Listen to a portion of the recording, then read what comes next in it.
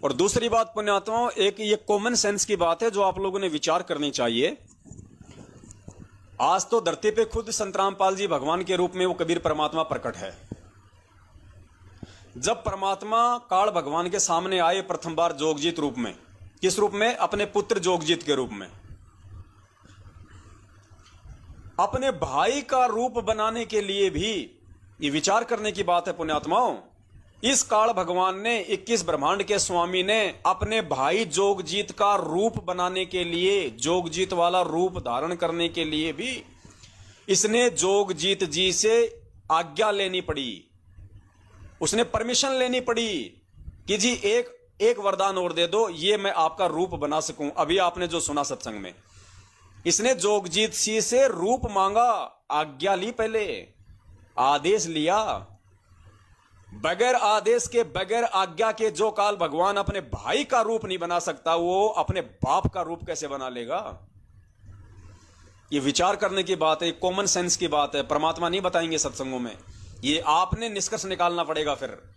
अरे जो 21 ब्रह्मांड का स्वामी है तो वो जीव है, तो वो भी दो कूड़ी का उस भगवान के आगे। काल जो पीसे पीसना जोरा है परिहार, ये दो असल मजूर है मेरे साहिब के दरबार। ये तो भगवान के नौकरी तो हैं दोनों, काल और दुर्गा। ये आप और हमारे भाई बहनी तो हैं। जैसे इसको भगवान ने वहां से निकाला, ऐसे ही हमारे को निकाल दिया। हम सब एक ही कैटेगरी के तो हैं। ये भी तो हमारी भक्ति से अपने 21 ब्रह्मांड चला रहा है, टैक्स ले लेके। तो सब हम भगवान के नौकर हैं, भगवान के तो हम कुत्ते हैं, चाहे दुर्गा हो, चाहे काल हो, चाहे मैं हूं, चाहे आप हो।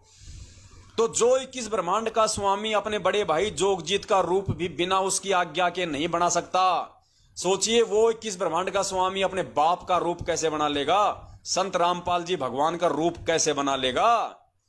रूप तो छोड़िए, उसको मालूम पड़ जाए कि नीचे भगवान आया हुआ तो उसका कलेजा फट जाए। ये तो परमात्मा ने उस पर मेहर कर रखी है, जो परमात्मा उसको अपने वास्तविक रूप के दर्शन नहीं होने दे रहे। और पीले पर्चों में लिखा जाता है मेरे रूप में काल आ जाएगा। ये तो ज्ञान निर्धारित करेगा, परमेश्वर के सत्संग तय करेंगे कि संत रामपाल जी के रूप में काल आ सकता है या नहीं आ सकता। और यदि संत रामपाल जी महाराज जी के रूप में काल आ सकता तो पुण्यात्माओं, आज तक का रिकॉर्ड है, सन 1994 से लेके आज 2021 तक मुझे संगत में एक भी व्यक्ति ऐसा बता दो, लाखों की संख्या में भगत हैं और काल पूरी तरह से चौकन्ना है। वो कोई भी ऐसी सूक्ष्म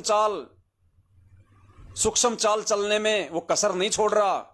साम दाम दंड भेद, कोई भी घटिया नीति अपनाने में इस समय वो चूक नहीं कर रहा। अगर वो संत रामपाल जी महाराज जी का रूप बनाने में सक्षम होता तो पुण्यात्मा अब तक तो ना जाने कितने लाखों भक्तों के सामने वो प्रकट हो चुका होता। लेकिन 27 साल के भक्ति इतिहास में कोई भी भगत मुझे ये बता दो, भले वो नाम तोड़ के अपने घर पे बैठा है भक्ति छोड़ के, वो भी मुझे ये बता दो कि संत रामपाल जी के रूप में मेरे सपने में मेरे सामने काल आया था। या आज तक इस भक्ति इतिहास का चारों युगों से उठा के देख लो, त्रिकुटी पे उस परमात्मा के रूप में काल आया हो, बता दो। त्रिकुटी पे भी परमात्मा के रूप में काल आया हो, और कौन से भगत को ठगा, उस भगत का नाम बता दो। गुरुजी ने क्या 27 साल से किसी सत्संग में आपको बताया आज तक कि वो कबीर परमात्मा उस आत्मा को लेके गए थे, वहां पे त्रिकुटी में उस कबीर जी के रूप में काल आ गया, काल ने उसको भ्रमित कर दिया? आज तक कभी बताया? और उस रूप में तो वो आ भी सकता है, कोई बड़ी बात नहीं है। दाढ़ी मूंछ वाले रूप में तो वो त्रिकुटी पे भी आ सकता है, यहां भी आ सकता है, यहां आया भी है। एक दिल्ली की जो बहन है जिसका हमने इंटरव्यू दिखाया था, जिसको परमात्मा बोली भी, कबीर साहब आए, मुझे रथ में बैठा के ले गए, बोला बेटा ये मकर तार की डोरी है, इसको मत पकड़ना, इसकी तरफ देखना भी मत। और जबकि गुरुजी सत्संग में कह रहे कि मकर तार को छोड़ना नहीं है। तो वहां उस बहन को, दिल्ली वाली बहन को 54 में काल ने भ्रमित किया, दाढ़ी मूंछ वाला रूप बना के। तो ये काल भगवान जो अपने भाई का रूप बनाने के लिए भी इसको आज्ञा चाहिए, इसको परमिशन चाहिए, अपने बाप का रूप कैसे बना लेगा बिना उसके आज्ञा के? तो क्या संत रामपाल जी ने इसको आदेश दे दिया? संत रामपाल जी तो उसके सामने भी नहीं जा सकते, वरना उसका कलेजा फट जाए। तो आज्ञा कहां से लेगा, कौन लेगा, और कौन अपना रूप बनाने का आदेश देगा? पुण्यात्मा, ये कॉमन सेंस की बात है। जब तक आपको अपने गुरु पे इतना भी विश्वास नहीं होगा कि धरती पे भगवान है और भगवान से बढ़ के काल नहीं है, उसकी औकात नहीं है जो मेरे बाप का रूप बना ले। और अगर बाप का रूप यदि वो बना सकता तो आज आज 27 साल हो गई, वो किसी भी भगत के सामने क्यों नहीं आया आज तक? ना सौपन में आया, ना सामने प्रकट हुआ, ना त्रिकुटी पे आया, क्यों नहीं आया? ये कॉमन सेंस की बातें हैं।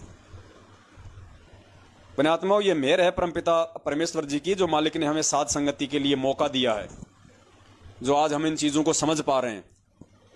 और जब तक हमें अपने गुरुदेव पे इतना विश्वास नहीं होगा, इतनी दृढ़ता जब तक हमें अपने पूज्य गुरुदेव जी के ऊपर नहीं आएगी, पुण्यात्माओं, भक्ति हमारी चलेगी भी नहीं, हम दृढ़ भी नहीं हो पाएंगे। वरना जब यहां से शरीर छोड़ के जाएंगे तो 12 करोड़ यम के दूत हमारे को भ्रमित कर देंगे तरह तरह से। तो आगे अब आप जी को सुनाते हैं एक सत्संग, जिस सत्संग को लेके बहुत सारे भक्तों ने कहा कि देखो भाई, गुरु जी खुद कह रहे हैं कि त्रिकुटी पे मेरे रूप में काल भी आ सकता है, तुम्हारे को धोखा भी दे सकता है। तो ये सत्संग भी आप जी सुन लीजिए। और वैसे तो आपके समझ में आ ही गया होगा कि काल गुरु जी के रूप में त्रिकुटी पे भी नहीं आ सकता है, उसे इसकी इतनी औकात नहीं है, क्योंकि उसको मालूम ही नहीं है। और मालूम पड़ जाए तो भी वो नहीं आ सकता, मालूम पड़ जाए तो भी वो नहीं आ सकता, उसको बुखार चढ़ जाएगा, आ ही नहीं पाएगा वो। तो बहुत सारे भगत भाई बहन ये सत्संग दास को भेजते हैं कि भगत जी आप झूठ क्यों बोल रहे हो, गुरुजी तो खुद कह रहे हैं कि मेरे रूप में काल आ सकता है त्रिकुटी पे। अरे भैया, गुरुजी कह रहे हैं तो गुरुजी के कहने का मतलब समझो, गुरुजी के कहने का मतलब समझो, गुरुजी क्यों कह रहे हैं, गुरुजी क्या समझाना चाहते हैं। अब इसी सत्संग में साबित हो जाएगा और आप मानोगे कि हाँ भाई वास्तव में नहीं आ सकता। आपने सत्संग को एक तरफ से सुना है, आप सत्संग को दोनों तरफ से सुनिए। तो ये सत्संग सुनिए आप जी एक बार परमात्मा का।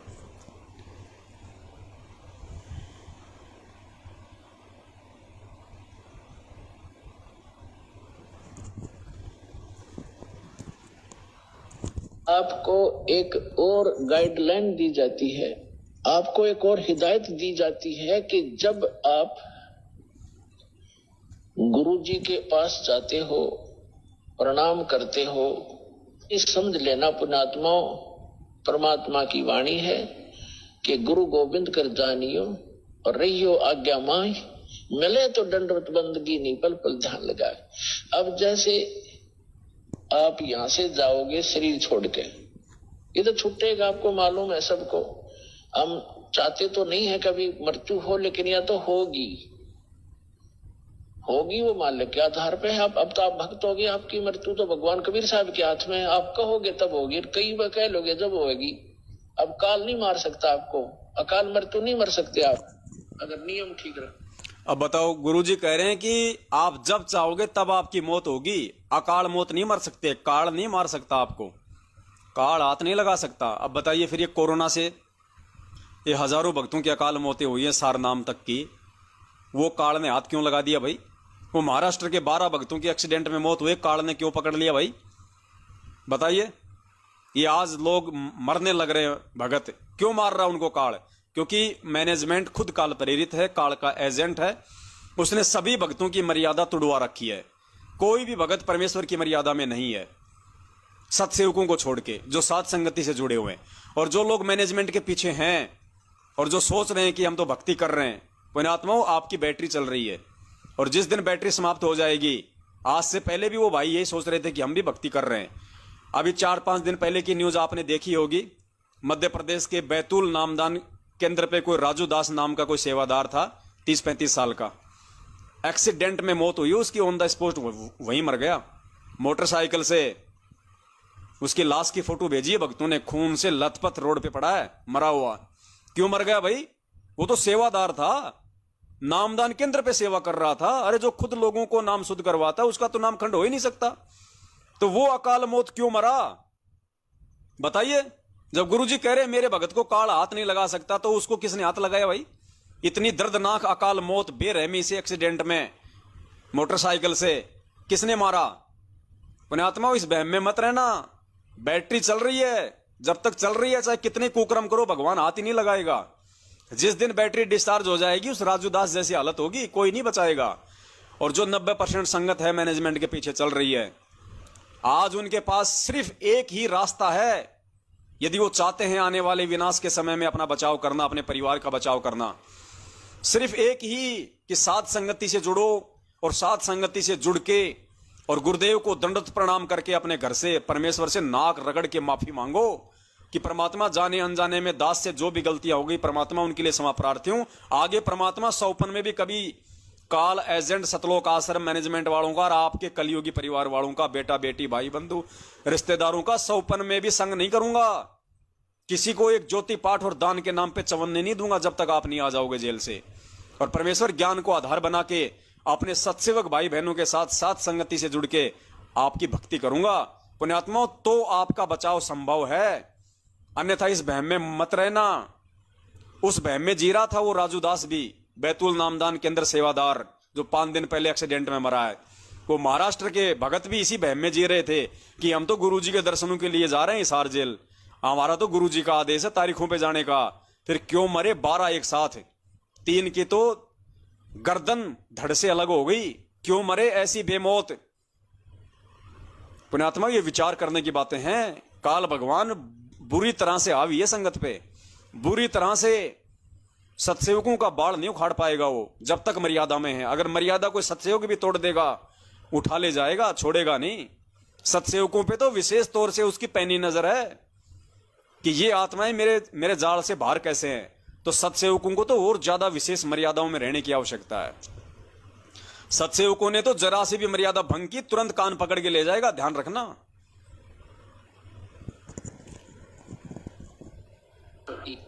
हम चाहते तो नहीं है कभी मृत्यु हो, लेकिन या तो होगी वो माल्य के आधार पे है। अब तो आप भक्त हो गए, आपकी मृत्यु तो भगवान कबीर साहब के हाथ में है। आप कहोगे तब होगी, कई बार कह लोगे जब होगी। अब काल नहीं मार सकता आपको, अकाल मृत्यु नहीं मर सकते आप अगर नियम ठीक रखोगे।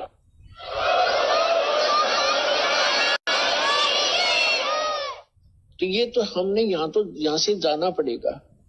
जब आप यहाँ शरीर छोड़कर जाओगे तो ऊपर जाकर के जहां भी आप देखोगे ये दास के रूप में वो कबीर परमेश्वर आपको खड़े दिखाई देंगे।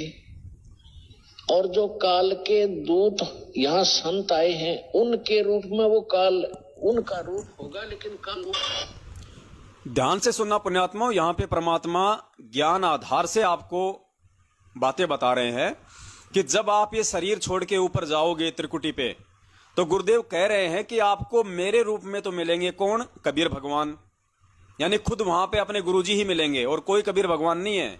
संत रामपाल जी महाराज जी के अलावा दूसरा और कोई कबीर भगवान नहीं है। ये तो परमात्मा एक भगत की भूमिका में है, इसलिए अपने आप को छुपाते हैं। तो गुरुदेव कह रहे हैं कि मेरे रूप में तो आपको मिलेंगे वहां पे कबीर भगवान, यानी संत रामपाल जी महाराज जी का ही रूप मिलेगा हमें तो। और जो काल के जो संत होंगे, जो काल के भेजे हुए जो संत हैं, जैसे दुनिया भर के जो नकली जो 12 ये कबीर पंथ चल रहे हैं, और ये राधा स्वामी, धन धन संत गुरु, जय गुरुदेव, निरंकारी, एस कौन फैस कौन, पता नहीं कितने जो ग्रुप चल रहे हैं, दुनिया भर के जो नकली गुरु बने बैठे, ये सब उस काल के गुरु हैं, काल के संत हैं, काल के द्वारा भेजे गए गुरु हैं। तो काल का जो साधक होगा उसको मिलेगा उस काल के संत के रूप में काल वहां पे। यानी जैसे राधा स्वामी वालों का जो गुरु है, तो वहां पे जब राधा स्वामी वाला कोई भगत वहां जाएगा त्रिकुटी पे, तो वहां पे उसका गुरु नहीं मिलेगा, उसके गुरु के रूप में काल बैठा मिलेगा उसको, और वो उसको भ्रमित करके ले जाएगा। ऐसे ही हम जब जाएंगे त्रिकुटी पे तो हमें अपने गुरुजी मिलेंगे वहां पे, हमें परमात्मा मिलेंगे, अपने सतगुरुदेव जी मिलेंगे वहां पे। तो ये 2 बातें गुरुजी यहां पे साफ कर रहे हैं, क्लियर है। यानी काल जो कबीर जी का जो भगत है, संत रामपाल जी का जो भगत है, उसका रूप नहीं बना पाएगा। पहले गुरुजी ने स्पष्ट कर दिया कि नकली संतों के रूप में तो मिलेगा वहां पे काल, और मुझदास के रूप में मिलेगा वो कबीर भगवान। यानी खुद वहां पे अपने को गुरुजी ही मिलेंगे, गुरुजी का ही रूप दिखाई देगा। ये तो है बिल्कुल बात 100/100 क्लियर। अब आगे गुरुजी इसमें क्या कहेंगे? आगे गुरुजी कहेंगे कि आपको एक और हिदायत दी जाती है। ये जो हिदायत है पुण्यात्माओं, ये गुरुजी की अपनी तरफ से है, क्योंकि गुरुजी कह रहे हैं कि आपको अब यहां एक और हिदायत दी जाती है। ये हिदायत कबीर सागर से नहीं है, ये हिदायत गरीबदास जी के ग्रंथ साहिब से नहीं है, ये हिदायत गुरुजी अपनी तरफ से दे रहे हैं। और वो हिदायत गुरुजी अपनी तरफ से क्यों दे रहे हैं, ये दास आपको आगे बताएगा। लेकिन पहले वो 2 बातें आप जी अच्छे से समझ लेना जो गुरुजी कह रहे हैं कि काल के संतों के रूप में तो वहां पे काल मिलेगा, और मेरे रूप में आपको कबीर परमात्मा मिलेगा। फिर गुरुजी कह रहे हैं कि आपको एक और हिदायत दी जाती है, यानी शास्त्रों से हटके अपने तरफ से गुरुजी एक हमें और हिदायत देते हैं। वो क्यों देते हैं? अकाल मृत्यु नहीं मर सकते आप अगर नियम ठीक रखोगे।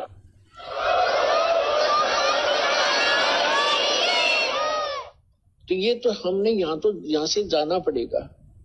जब आप यहां शरीर छोड़कर जाओगे तो ऊपर जाकर के जहां भी आप देखोगे ये दास के रूप में वो कबीर परमेश्वर आपको खड़े दिखाई देंगे। और जो काल के दूत यहाँ संत आए हैं उनके रूप में वो काल उनका रूप होगा, लेकिन काल उनके संत के रूप में खड़े दिखेंगे। तो वहां जो जिस गुरु की वो शरण में है तो वहां जाकर अपने गुरुजी के पास ही जाते हो तो सीधे के अपने वो खड़े गुरुजी, तो आप उसके से सारे उस गुरु के पास, उसके उस दूसरे गुरु के पास। तो वहां काल भी आता है जो उसने संत भेज रखा है इन जीवों का नाश करने के लिए, और परमात्मा आता है स्वयं जिसने अपना संत भेज रखा है जीवों का विकास करने के लिए। तो इस दास के रूप में आपको वहां परमात्मा मिलेंगे।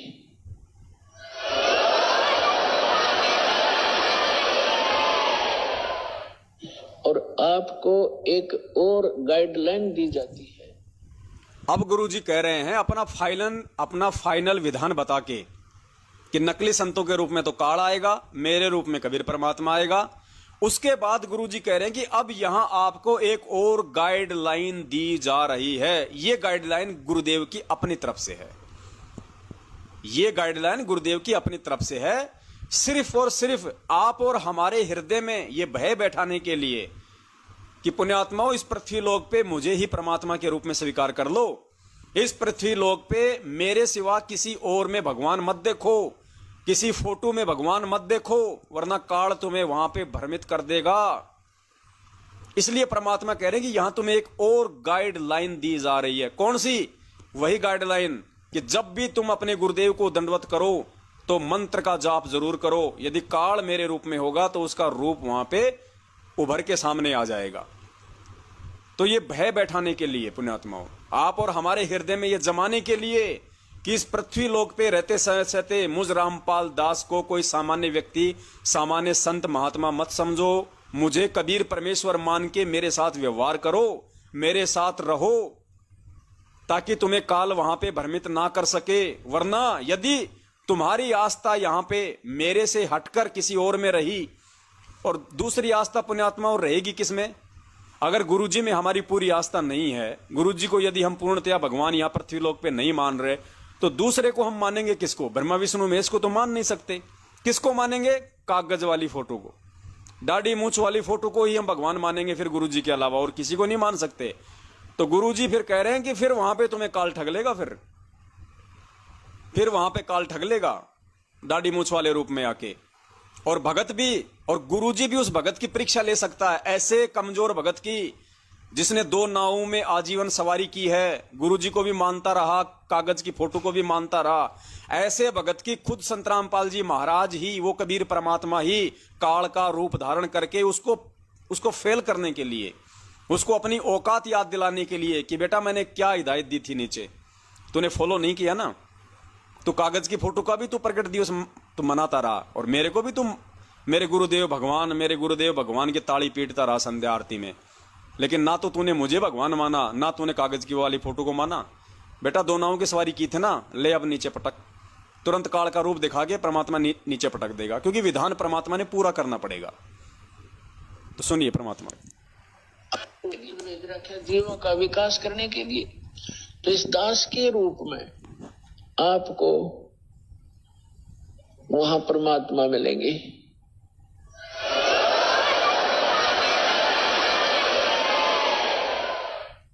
और आपको एक और गाइडलाइन दी जाती है, आपको एक और हिदायत दी जाती है कि जब आप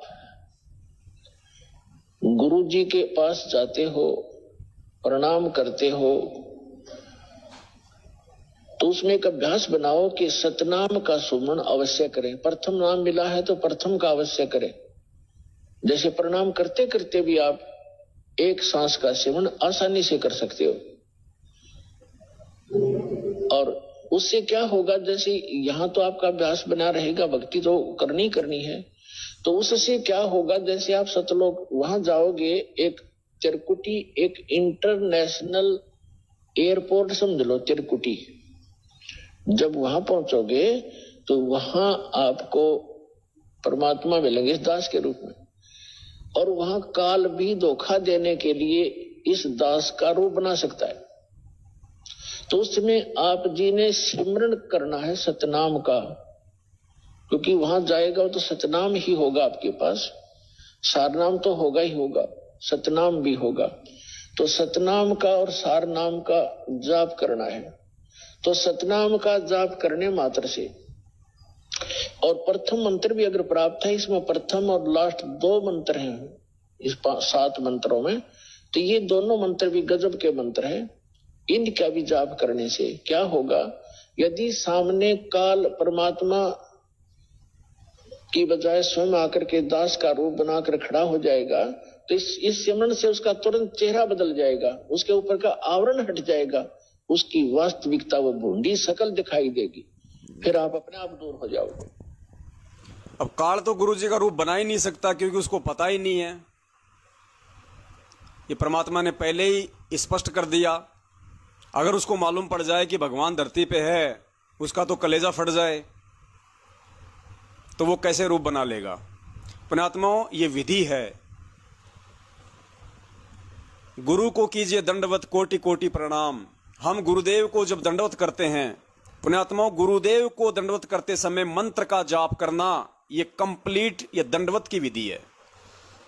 अपने गुरुदेव को दंडवत करने से पहले उस सिमरन का जाप करना, उस मंत्र का जाप करना कि परमेश्वर आपने मुझे मेरी मुक्ति के लिए, मेरे मोक्ष के लिए आपने मुझे अपना वो आदि आदि आदि अमर अजर नाम आपने मुझे दिया है परमात्मा, इसके लिए मैं आपका ऋणी हूं।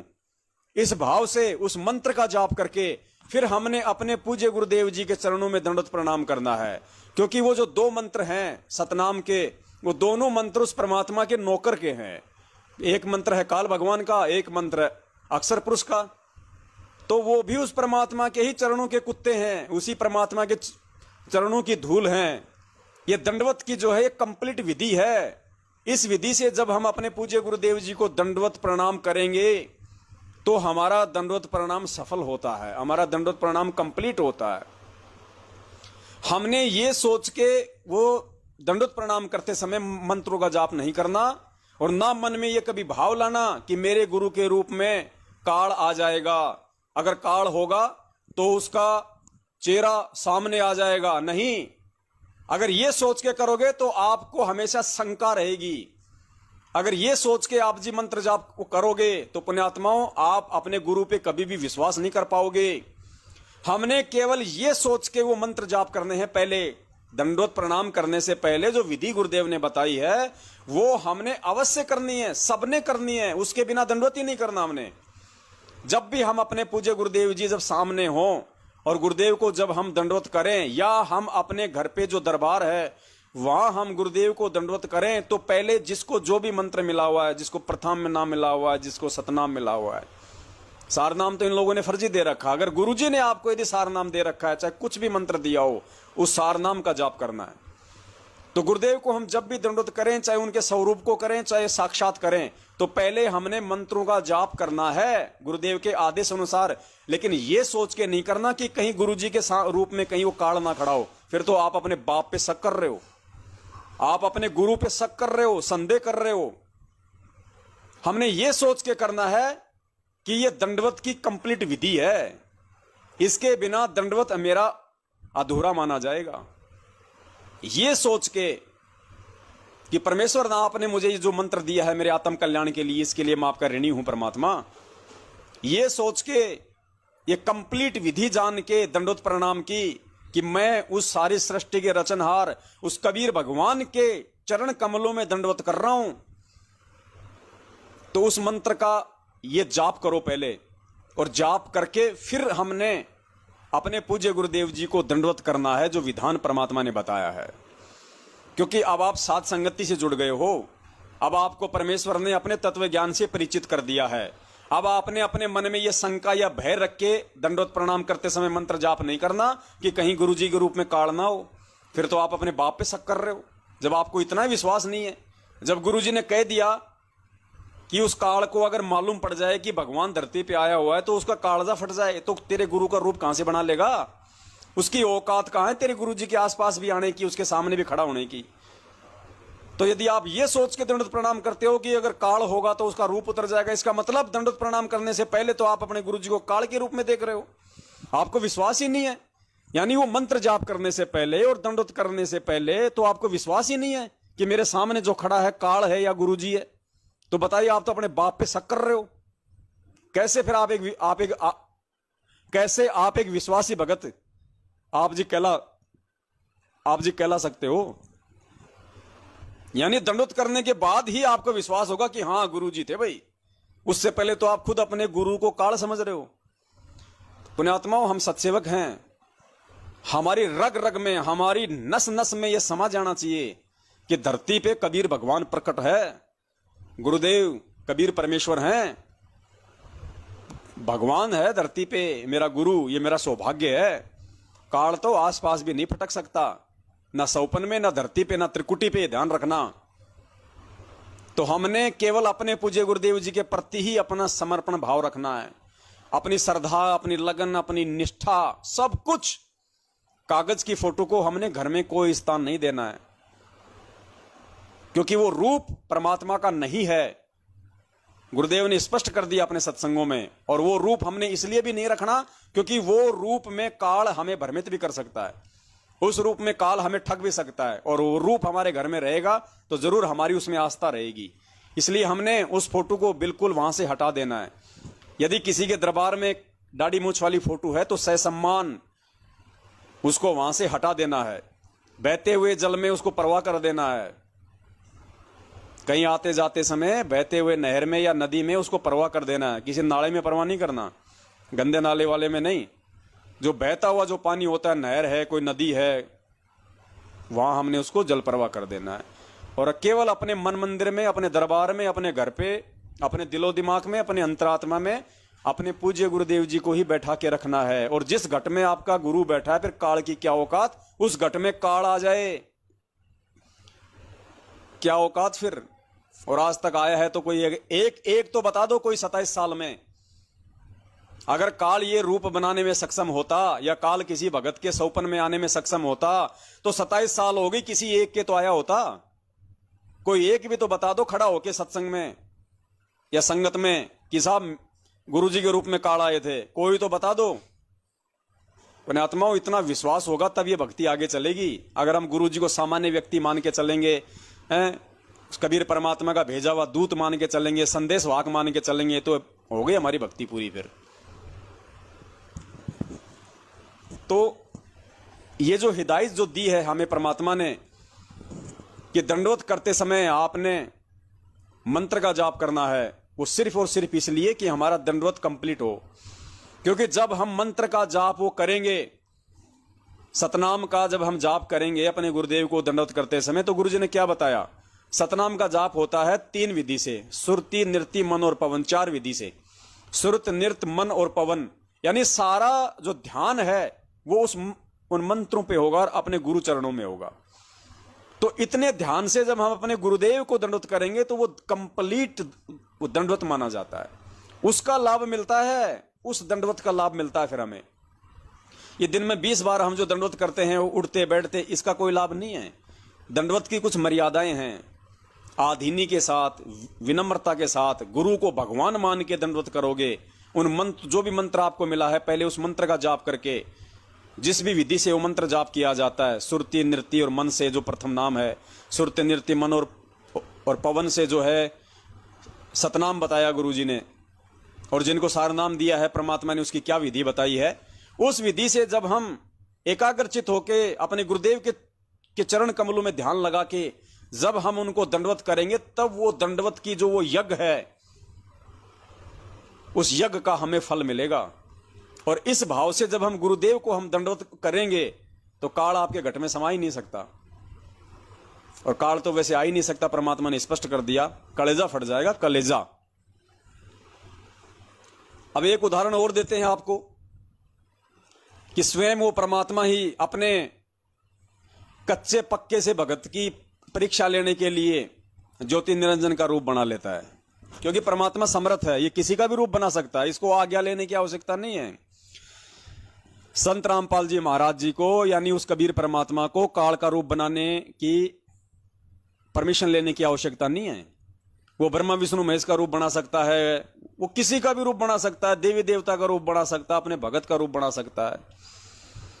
जब शंकर भगवान के पीछे हाथ में लेके वो कड़ार भस्मासुर भाग रहा था उसको मारने के लिए, तो पीछे से पार्वती का रूप बना के भस्मासुर को किसने भस्म किया? पार्वती का रूप किसने बनाया? कबीर परमात्मा ने, संत रामपाल जी भगवान ने। तो क्या पहले शंकर जी से आज्ञा ली थी परमात्मा ने कि भाई तेरी औरत का रूप बना सकता हूं, नहीं बना सकता? ली थी आज्ञा? पुण्यात्माओं, ये खेल है, परमात्मा समर्थ है, वो चाहे जिसका रूप बना ले, उसको आज्ञा लेने की आवश्यकता नहीं है। हिरणाकुश की छाती फाड़ने के लिए परमात्मा ने नरसिंह रूप धारण किया, तो क्या परमात्मा ने किसी से आज्ञा ली थी?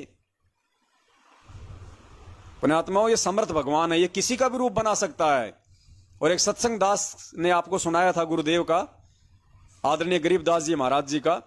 जब गरीबदास जी महाराज जी ने वो लगान नहीं दी राजा को, तो राजा ने गरीबदास जी महाराज जी को और कुछ किसानों को अपने वहां पे दरबार में बुलाया और वहां पे उनको भूखे शेर के सामने डाल दिया। गरीबदास जी महाराज जी को एक आम व्यक्ति समझ के, हरियाणा का एक जाट समझ के, एक किसान समझ के, तो गुरुदेव ने बताया उस सत्संग में कि वो जो शेर था वो गरीबदास जी महाराज जी के सामने आते ही वो कुत्ते की तरह बैठ गया और पूंछ हिलाने लग गया और उनके पैरों को चाटने लग गया। लोग ये देख के हैरान हो गए। उसी समय गरीबदास जी महाराज जी, जितने भी लोग वहां पे जो वो तमाशा देखने के लिए आए हुए थे, राजा रानी सब, जो जिसकी पूजा करता था, जो जिसको अपना इष्ट भगवान मानता था, उसी के रूप में गरीबदास जी ने सबको दर्शन दिए। मान लीजिए कोई हनुमान का पुजारी था तो गरीबदास जी उनको हनुमान जी के रूप में दर्शन दे रहे हैं, कोई श्याम जी का पुजारी था तो श्याम जी के रूप में, कोई बालाजी का पुजारी तो बालाजी के रूप में, कोई भैरू जी की पूजा करता तो भैरू जी के रूप में दिखाई दिए। और फिर क्या बताया गुरुदेव ने कि राजा को गरीबदास जी महाराज जी ने काल का रूप दिखाया। तो ये समर्थ भगवान है, काल का रूप क्यों नहीं बना सकता? ये महाकाल का रूप बना सकता है। ये तो अक्षर पुरुष के लोक में भी दिन में पता नहीं कितनी लीलाएं करता है। ये समर्थ भगवान है। अब एक सत्संग सुनाते हैं आपको। इस सत्संग से बिल्कुल आपको ये क्लियर हो जाएगा कि परमात्मा ही सारे खेल खेलता है। यदि त्रिकुटी पे अपने भगत के सामने, कौन से भगत के सामने जो कच्चा पक्का सा होगा, जो पृथ्वी लोक पे अपने गुरु को भगवान नहीं मान पाया होगा, जो पृथ्वी लोक पे संत रामपाल जी महाराज जी का जो प्रकट दिवस नहीं मनाएगा, जो साध संगति से जुड़ के ज्ञान को आधार नहीं बनाएगा, उस भगत को नीचे वापस पटकने के लिए अपने विधान अनुसार, जो आज गुरु जी कह रहे हैं कि मेरे रूप में काल आ सकता है, तो परमात्मा जो कह रहे हैं उसको परमात्मा सच भी करके दिखाएंगे। ठीक है, तो उस रूप में उस कच्चे पक्के से भगत को जब वो त्रिकुटी पे जाएगा, जो पृथ्वी लोक पे पूर्णतया जो भगत नहीं बना है, अपने इस विधान अनुसार कि मेरे रूप में वहां पे काल आ सकता है, जो अपने गुरु पे समर्पित नहीं होगा, तो खुद ये कबीर परमात्मा, खुद ये संत रामपाल जी महाराज ही काल का रूप धारण करके अपने उस विधान अनुसार उस भगत को फिर नीचे पटकेगा। सुनिए आप जी अब एक सत्संग।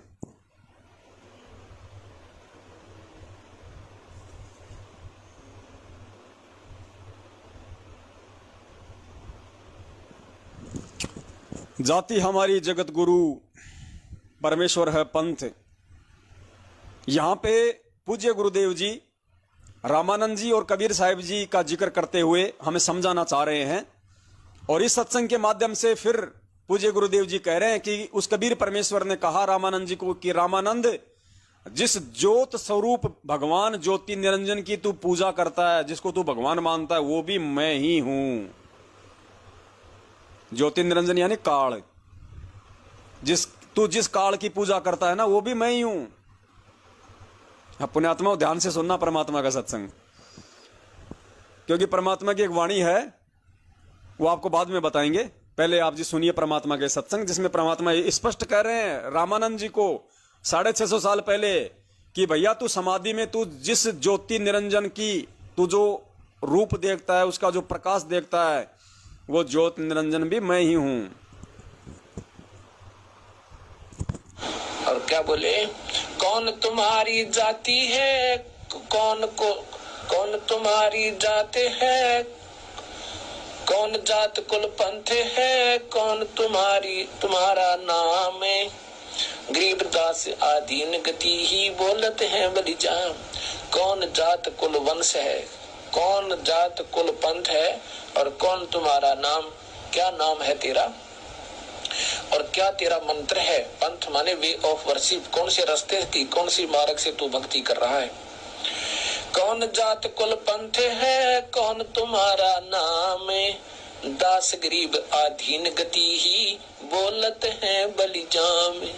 कति भी नम्र होकर बोलते हैं गरीबदास जी, जैसे कबीर साहब बोलते हैं अपने गुरुदेव को, रामानंद जी को, बहुत ही विनम्र भाव से।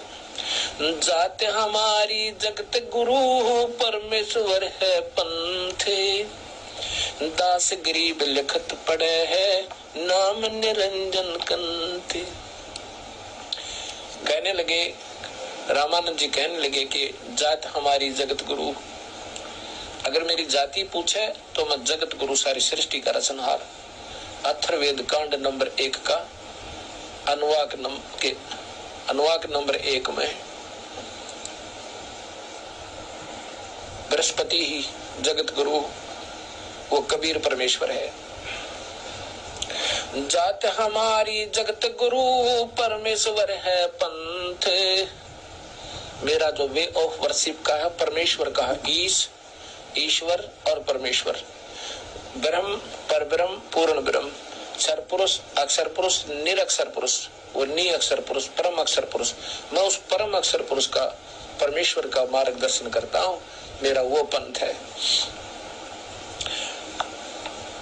और मैं जात हमारी जगत गुरु परमेश्वर है पंथ, दास गरीब लिखत पड़े मेरा नाम निरंजन कंते।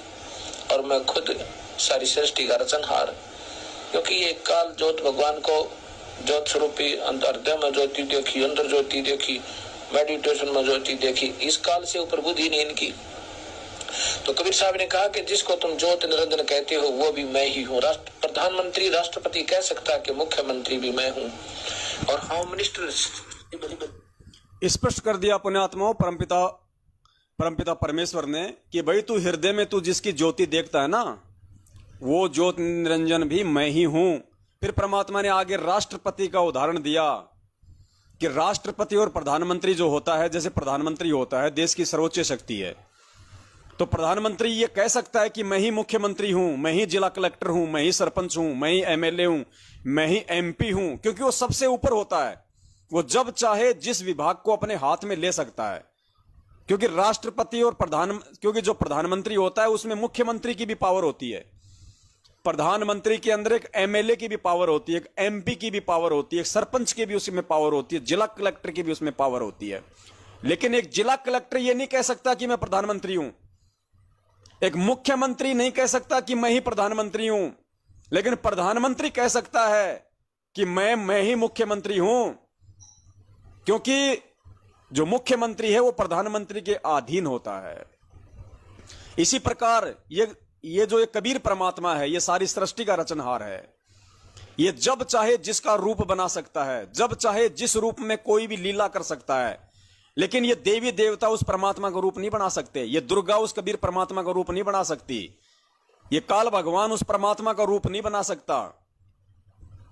ये एग्जाम्पल दिया हमें परमात्मा ने, ध्यान से सुनना। रामानंद जी को क्या कह रहे हैं कि जिसकी तू हृदय में ज्योति देखता है ना, क्योंकि रामानंद जी तो किसकी पूजा कर रहे थे? काल की, ओम नाम की साधना करते थे, खाली वो ज्योति दिखाई देती थी, तो वो तो मतलब जो है ब्रह्म की पूजा कर रहे थे ना। तो परमात्मा कह रहे हैं कि जिस ज्योत निरंजन की तू जो समाधि में जो ज्योत देखता है वो भी मैं ही हूं। फिर परमात्मा ने एग्जाम्पल दे दिया आगे प्रधानमंत्री का, ध्यान से सुनना। है और मैं जात हमारी जगत गुरु परमेश्वर है पंथ, दास गरीब लिखत पड़े मेरा नाम निरंजन कंते। और मैं खुद सारी सृष्टि का रचनहार, क्योंकि ये काल ज्योत भगवान को ज्योत स्वरूपी हृदय में ज्योति देखी, अंदर ज्योति देखी, मेडिटेशन में ज्योति देखी, इस काल से ऊपर बुद्धि नहीं इनकी। तो कबीर साहब ने कहा कि जिसको तुम ज्योति निरंजन कहते हो वो भी मैं ही हूँ। प्रधानमंत्री राष्ट्रपति कह सकता है कि मुख्यमंत्री भी मैं हूँ, और होम मिनिस्टर सेंटर का वो भी मैं हूँ, क्योंकि मुख्यमंत्री प्रधानमंत्री चाहे तो अपने पास होम मिनिस्ट्री भी रख सकता है। इस भाव से कहते हैं प्रधानमंत्री चाहे तो अपने पास में होम मिनिस्ट्री भी रख सकता है, अर्थात कबीर परमात्मा चाहे तो काल का रूप भी बना सकता है, दुर्गा का भी बना सकता है। और दुर्गा का रूप तो बहुत सारी आत्माओं के सामने परमात्मा ने बनाया भी है। आपने जो जिंद की श्यामा बहन है उसका इंटरव्यू सुना होगा जिंद के सत्संगों में। वो माता की पुजारण थी, एक दिन जा रही थी, माता जी का जागरण हो रहा था, वहां पे वो पीछे जाके बैठ गई। माता जी आई कि आ दुर्गा आजा श्यामा, तू मेरी परम भगत है। उसके बाद उसका बेड़ा गर्क हो गया। फिर वो गुरुजी की शरण में गई। तब परमेश्वर ने उसको ये बात कही थी कि बेटा तू कहीं ये सोच रही हो कि तेरे को इस दुर्गा ने आके ये बताया था कि भाई श्यामा तेरी मुसीबतों का समाधान मेरे पास नहीं है, तू संत रामपाल जी महाराज जी के पास चला जा।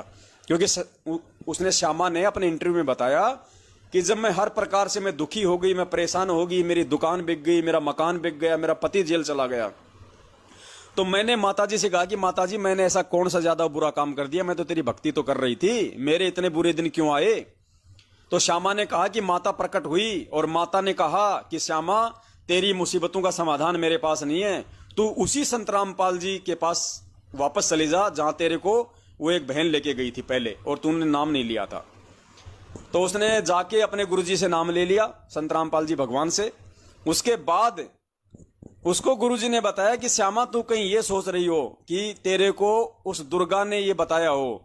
दुर्गा ने नहीं बताया। गुरुजी ने कहा कि वो कबीर परमात्मा आए थे, अपने आप को छुपाया परमात्मा ने और कहा कि वो कबीर परमात्मा थे जो दुर्गा का रूप बना के आए थे, वरना ये दुर्गा तो किसी को सही रास्ता दिखाई नहीं सकती। परमात्मा क्या कहते हैं, कंठ कमल में बसे अविद्या, अविद्या यानी ये दुर्गा माई, कंठ कमल में बसे अविद्या ज्ञान ध्यान बुद्धि नाश ही। ये तो हमारी ज्ञान ध्यान और बुद्धि का सत्यानाश करती है काल भगवान के आदेश से। इसको तो भ्रमित करने की सेवा दी हुई है। काल भगवान ने आदेश दे रखा है कि इन जीवों को तोड़ मरोड़, इनको भ्रमित कर, इनकी बुद्धि इनकी भ्रष्ट कर दे, कोई भक्ति ना कर ले, किसी को भगवान का ना पता चल जाए, उस मार्ग का ना पता चल जाए। तो दुर्गा कैसे सही रास्ता दिखा सकती है कि तू संत रामपाल जी भगवान के वहां चले जा। इसको तो पता ही नहीं कि कौन संत रामपाल जी भगवान है, कहां आके अपना ज्ञान दे रहा है। इसकी तो जो ड्यूटी है वो भगवान ने हमें बता दी कि कंठ कमल में बसे अविद्या ज्ञान ध्यान बुद्धि नाश ही। हम रोज पढ़ते हैं, हम नित्य नियम में, कंठ कमल में बसे अविद्या ज्ञान ध्यान बुद्धि नाश ही। ये तो हमारे ज्ञान ध्यान और बुद्धि का नाश करती है, ये कैसे मार्ग दिखा देगी। तो वो कबीर परमात्मा है जिसने दुर्गा का रूप बनाया और श्यामा को सही रास्ता दिखाया।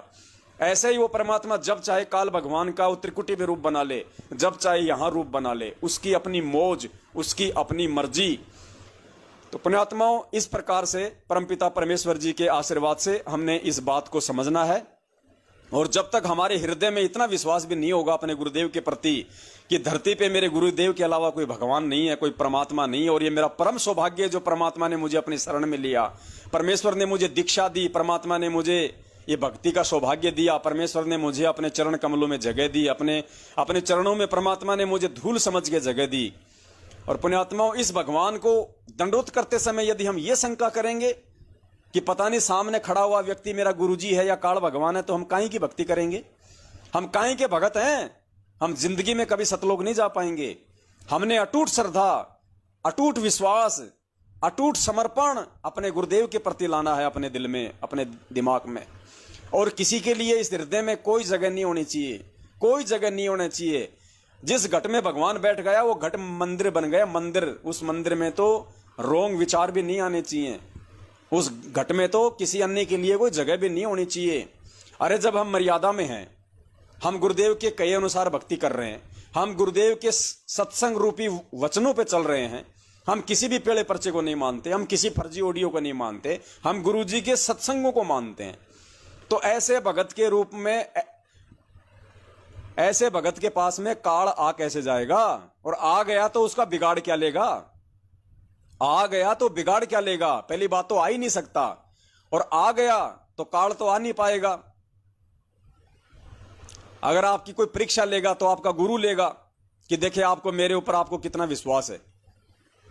और काल यदि किसी दूसरे रूप में आ गया तो आपका बिगाड़ क्या लेगा, क्योंकि वो तो भ्रमित करने की कोशिश करेगा, वो तो डराने की कोशिश करेगा, इस मार्ग से पथ भ्रष्ट करने की कोशिश जरूर करेगा, चाहे वो किसी और रूप में करे, आपके मित्र के रूप में करे जिससे आप बहुत ज्यादा यारी दोस्ती निभा रहे हैं, या उस राजनेता के रूप में करे जिसको आजकल आप जी वोटिंग कर रहे हैं, या किसी ऐसे जाट के रूप में आ जाए जिसको आपने आरक्षणों में समर्थन दिया था, उन रूप में तो वो आ सकता है।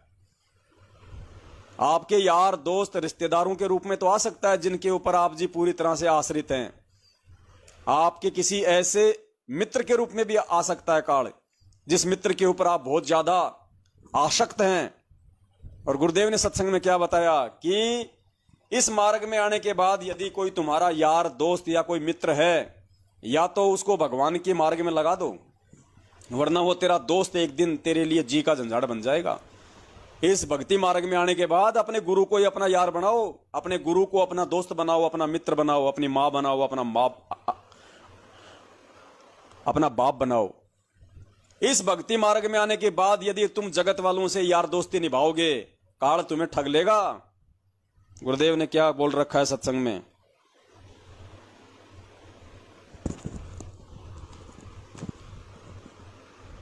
अगर तुम्हारी किसी यार दोस्त में भी कोई आस्था रह गई यहां पे, तो त्रिकुटी पे काल तुम्हारी उसी यार दोस्त का रूप बना के ठग लेगा तुम्हें, ध्यान रखना। वही व्यक्ति विचलित होगा जो गुरुदेव से प्यार नहीं करता, जो गुरुदेव पर पूर्ण आश्रित नहीं है। जैसे आप सत्संग में आते हो, यहाँ भी एक दूसरे से यारी जोड़न में लागे रहते हो, तो फिर वो भी आपको हानि कर जाए, क्योंकि काल वहां पर हो सकता है आपके किसी यहाँ बने हुए मित्र के रूप में खड़ा हो जाए और आप उसके साथ साथ उस दूसरे स्थान पर जा पहुंचो। इसलिए हम परमात्मा कहते हैं, गुरु को तजय बजय जो आना, ता पशुआ को फोकट जाना। यानी आप अपने गुरुदेव से मिलने जा रहे हो, आप अपने गुरुदेव के सत्संग में जा रहे हो, और दूसरी तरफ आपका कोई यार दोस्त आ गया जिसके आपके साथ बहुत ज्यादा उठ बैठ है, और वो कहेगा छोड़ना यार, आज नहीं चलेंगे यार, तुम्हारे सत्संग तो महीने में पता नहीं 3-4 बार होते हैं यार, अगली बार चले जाना, अब की बार चल वहां चलते हैं यार, मेरे एक रिश्तेदार है वहां पे, मेरे को भैंस लेके आनी है और मैं अकेला हूं, आते वक्त कौन मेरे साथ आएगा, चल यार। अब आप तो पहले से उसके ऊपर आश्रित है, उसकी बात को आप टाल नहीं सकते, तो आप उसके साथ चले जाओगे। अब क्या पता वो आपका वो त्रिकुटी वाला समय हो, क्या पता आप शरीर छोड़ चुके हैं, आप त्रिकुटी पे खड़े हैं और वहां पे आपकी वो परीक्षा हो रही है, काल आपके उस मित्र के रूप में आ गया और आपको वो भैंस लाने के बहाने आपको ले जाके नरक में ठोक देगा। इसलिए गुरुजी कह रहे हैं कि भ्रमित वही होगा जो अपने गुरुदेव पे पूर्णतया आश्रित नहीं होगा, अपने गुरुदेव के प्रति समर्पित नहीं होगा। तो हमने यहाँ किसी अपने दोस्त या सहेली के ऊपर समर्पित नहीं होना भैया, वो सामाजिक रिश्ते हैं, उनको केवल उतना ही रहने दो जितने वो जरूरी हैं। भक्ति मार्ग में जरा सा भी आंट आए उनको साइड में कर दो, भगवान से बड़े यार दोस्त नहीं है। एक बार फिर से सुनो पूज्य गुरुदेव जी का यह आदेश। तो आज हम जो ये अपने स्टेट कोऑर्डिनेटरों से, नामदान संचालकों से, गुरुजी के परिवार वालों से जो हम यार दोस्ती निभा रहे हैं ना, आंख बंद करके जो इनके प्रत्येक आदेश की पालना कर रहे हैं ना, ये काल ऐसे ठगेगा ऊपर, क्योंकि इनके ऊपर आश्रित वही होगा जो ज्ञान को आधार नहीं बनाएगा, जो सात संगति से नहीं जुड़ा होगा। तो काल क्या करेगा, आके भ्रमित कर लेगा।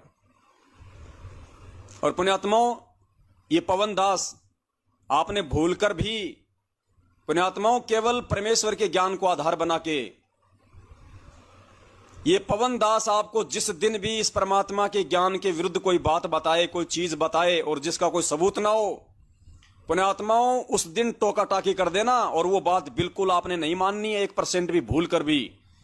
अगर आप लकीर के फकीर बनते जाओगे, ये दास आज तो आपको परमपिता परमेश्वर के ये सत्संग दिखा रहा है, कल को मान लीजिए दास किसी कारण से यदि काल प्रेरित हो गया, भ्रमित हो गया, और फिर यदि मैं आपको अपने मुख से बातें बताने लग जाऊंगा जिनका कोई सिर पैर नहीं है और आप उन बातों को मानने लग जाओगे, तो काल मेरे रूप में आके त्रिकुटी से तुम्हें उठा ले जाएगा।